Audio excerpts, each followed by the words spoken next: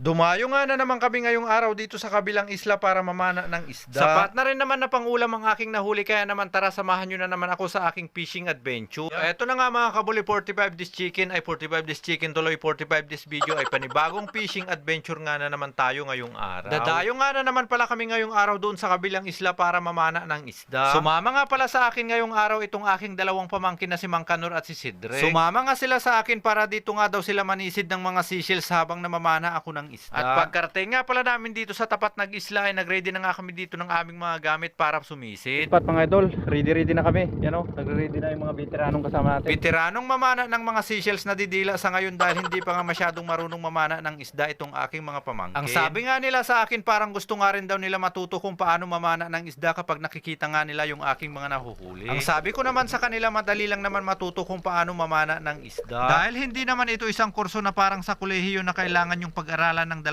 hanggang sa 4 na taon. Kailangan lang ng sipag at tiyaga sa pagsasanay, agad rin kayong matututo kung paano mamana ng isda. Pero iba pa rin talaga ang may pinag-aralan. Kaya naman kung may pagkakataon nga kayong makapag-aral sa kolehiyo ay huwag nyo nang sayangin ang pagkakataong iyon. Sumisid na nga pala ako dito dahil may nakita na nga ako ditong isdang mulmul na nagtago sa damo. At pagkapana ko nga dito, tinamaan sa tagiliran, kaya naman agad ko na rin itong kinamul para hindi na makawala. At may nakita nga na naman ako dito ng pangan ng maliliit na isda na ang tawag nga dito sa amin ay padas. Medyo lumaki na nga rin ng kaunti itong mga isdang padas dahil lang huling nakita ko nga sila pa ay medyo maliliit. Hindi sila nahuli ng mga mangingisda kaya hindi sila naging bago. May nakita nga rin pala ako dito nitong napakagandang isda, pero sa kabila ng kagandahan ay may itinataglay ito na panganib. Kapag natusok ka nga kasi ng ganitong klaseng isda, simulan mo nang umuwi habang hindi pa umutot yung natusok hanggang kilikili. Wala nga palang masyadong labas ang mga isdang mulmul sa spot na ito dahil medyo malabo nga yung tubig. Mabuti na nga lang may pailan-ilan nga din ako dito nakikita, pero yung iba hindi ko nasusundan kung saan nga sila nagtatago. At sumisid nga na naman pala ako dito dahil may nakita nga na naman ako ditong isdang mulmul. At pagkapana ko nga dito, sentido ang tama, tinamaan sa kanyang walang. Ang kagandahan nga sa pamamana ng isdang mulmul kapag malinaw ang tubig dahil umaahon nga sila sa damo o aragan. Madali lang silang makita dahil palangoy-langoy lang sila sa ibabaw ng damo o aragan, kailangan mo lang dahan-dahan itong lapitan. At may nakita nga na naman pala ako ditong isdang mulmul, kaya naman dahan-dahan ko nga itong lapitan para panain. Ang pinuntirya ko nga dito ay yung ulo ng isda, pero bakit ganun, tunog bato yung tinamaan. Nagko-camouflage nga rin pala ang kulay nitong mga isdang mulmul kapag nagtago na nga ito sa damo. Akala ko yun na nga yung ulo ng isdang mulmul, kaya naman agad kong ang binanatan isa palang bato. Nakakahiya na sa mga viewers kung bato na naman ang aking tatamaan, kaya naman dito nga sinigurado ko na isdang mulmul ang aking tatamaan. Sinireg-sireg ko na nga dito ng mabuti itong mga damo at nang tinamaan ko nga yung isdang mulmul, por Diyos na mulag.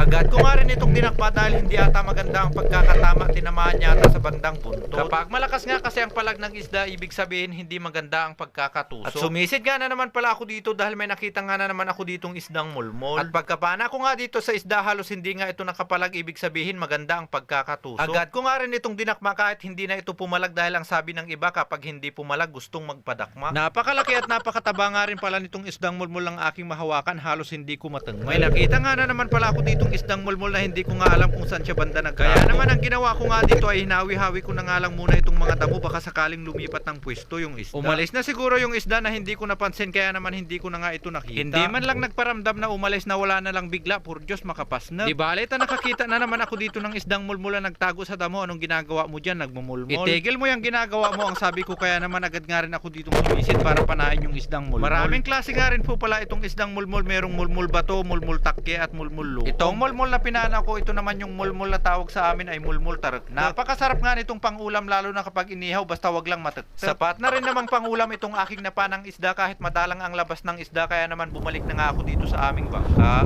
Uwi na kami mga idol. Tanghali na oh, may nakuha na rin kami. Malabo yung tubig, yun oh, si Kanor sumisigaw na.